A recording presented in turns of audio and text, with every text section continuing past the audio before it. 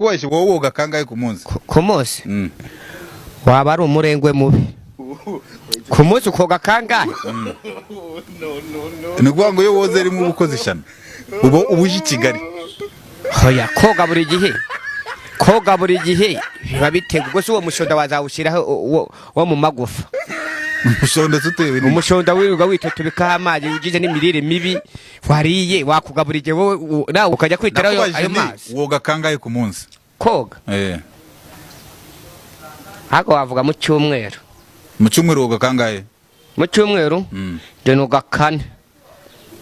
Ubwo no kuvuga ngo ariko ubundi ku maguru ho ni buri gihe ku maguru. Kuvuga ngo ubyo woga ibirenge gusuka ryabo. Ariko so wakoga umubiri wose buri gihe. Cyako nkamwe mufite amazi yo murege tubagazeho buri gihe mwakoga buri gihe. Nzamukana ingere kandi munyivara mu kabana nabwo nacutse. Ako yakaje mu kibuno ukamwe ngo nje najya kuyimenaho vuba igihe nawe uri gitangaza ba mugabo.